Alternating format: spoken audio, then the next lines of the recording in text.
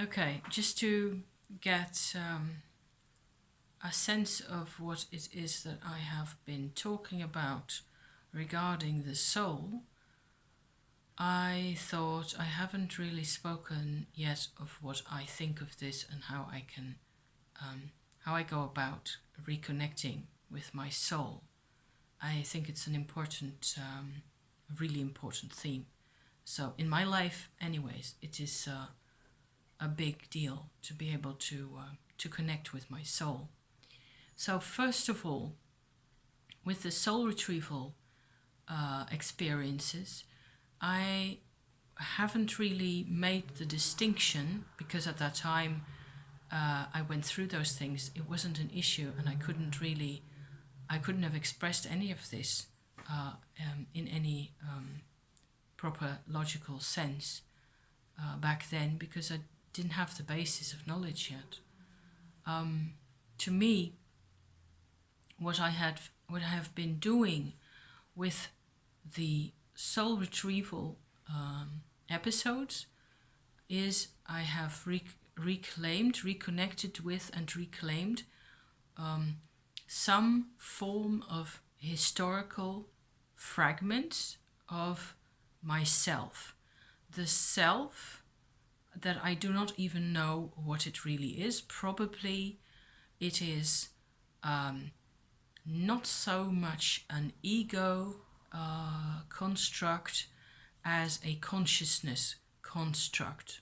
Okay, it is like an agglomeration or a crystal, maybe you could call it that, a group of crystals that pertain to myself in a way that it processes emotion, it helps me see perspective, proportion, and relationships with other people, and all those things are part of that crystal. Okay, so that is what I would call the self. And when I went through the soul retrieval experience, what I really experienced was a retrieval of self then. I think that's what you have to call it. I'm just making this up as I go along, in the sense that I'm not making it up. I am trying to find words to make distinctions between parts of things that are really mostly nameless. Many people will say it is the soul, okay? However, for me, once I had been through this part of the adventure where I reconnected with that woman in the hole in the ground, and I found that she was really me, and she had been punished for some crime in rather horrible fashion, and she was in a state of utter loss and despair at that time. So for some reason, I felt then that I couldn't go on. That there was a part of myself that stuck with her. And I think a big reason for that was that at the time that she was thrown in the hole, or lowered into the hole in the ground and shut away in there in the dungeon, she was pregnant. She was heavily pregnant, and I think that's when she died, even during childbirth. And I've been having to go back there a couple of times, and it was still very painful, very nasty. But okay, I managed somehow to reconnect with her, and also to find a different level of understanding, I think, where things have changed now. It's not like it's a constant source of pain anymore. I will get to that. I hopefully I remember to get back to this, because it's very much part of the story. What happened is I came back to this life, to this physical life, okay, with the events that have happened in this life. And there was plenty trauma there as well. There was divorce of my parents. There was all sorts of violence and anger and isolation and abandonment and all that. And quite a number of times I have had to, with completion work, right, I have had to retrace the same steps again and again and come in contact with a child self, or one of the child selves that I carry within me. And this isn't the same type of self that is the crystal one, the big one. So maybe it's a small self. Let's, for the sake of the story, describe it that way for now, okay? I had to get back to a small self of mine that was hidden in my person and that was in terrible pain. It was in so much pain that I could not step beyond it. I could not make progress. I could not see a way forward. There was nothing that I could do to help this child feel any better. And at some point or other, maybe 2 years ago now, or 2.5 years ago, I was in that situation again with this inner child self. And I felt there must be a way for us to grow beyond this. There is, you can't be serious. This isn't the end. So there must be a self, a higher self, that does not suffer so much.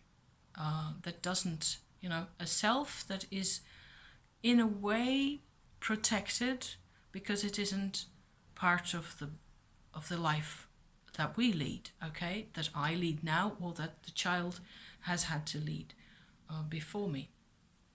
So I was kind of, you could say, discussing this with the inner child.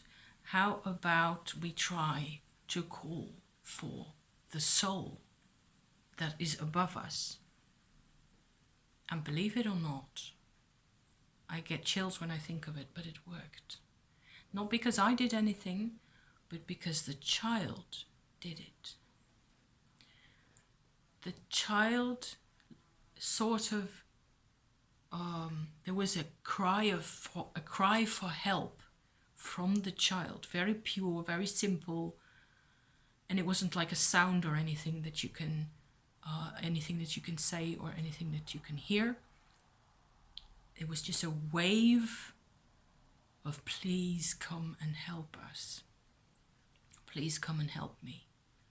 And I was there as an adult presence. I was in this same moment. I was there. And I could feel like a light,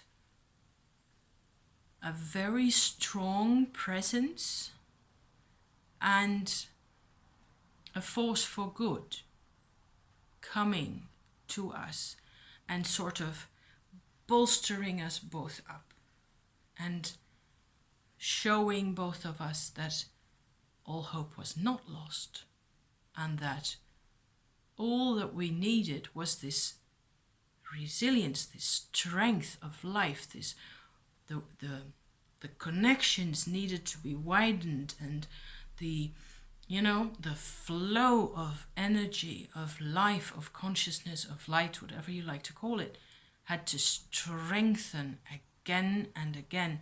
And that's what happened. So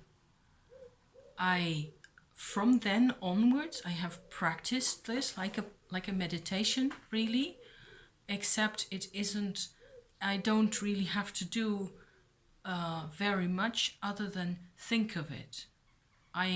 It is like my soul is always there, and it isn't angelic, or it isn't.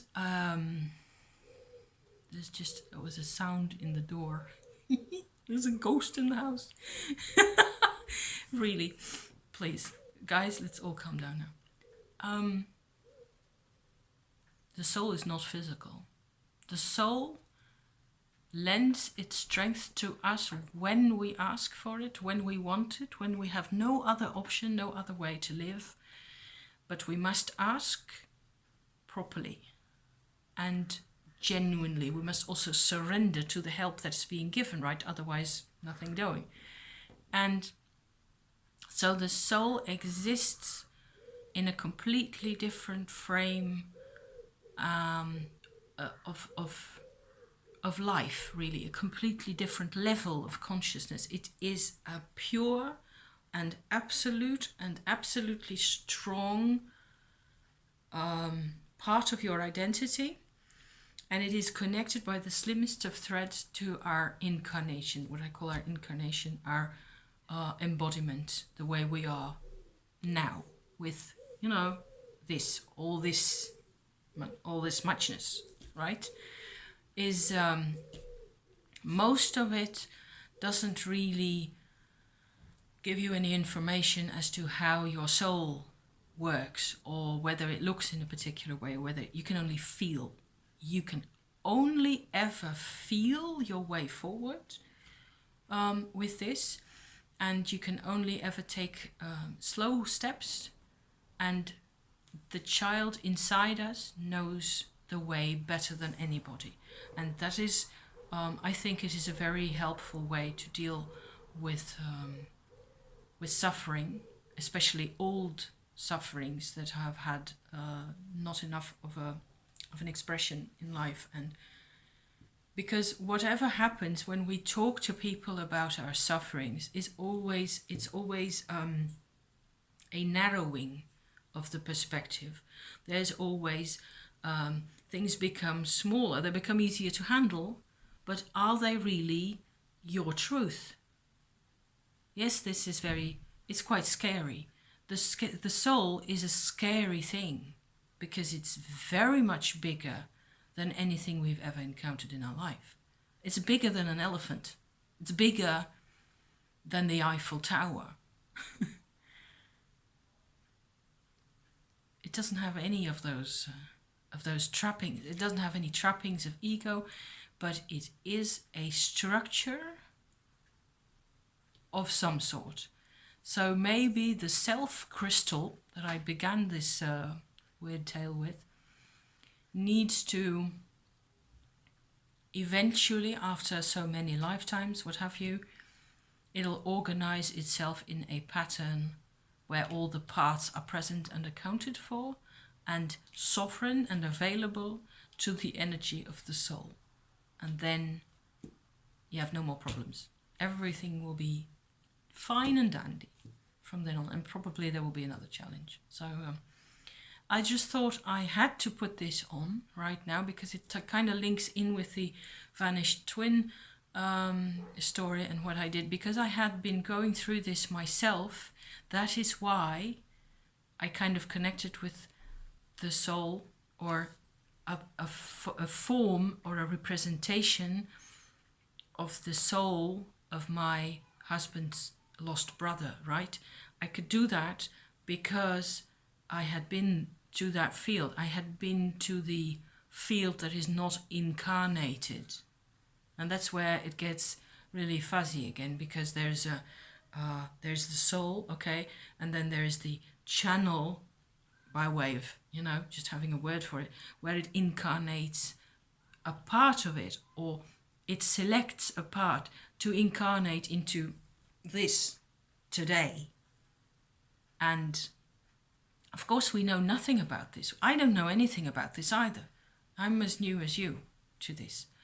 But I find it very interesting, and I am especially fascinated and grateful for the strength it has given me, and the fact that the strength that I have obtained has allowed me to help other people and to get things done that I would have been able to think of, but I wouldn't have known how to make a difference. So here's to the difference, and who knows when I'll be back. Thank you. Bye-bye.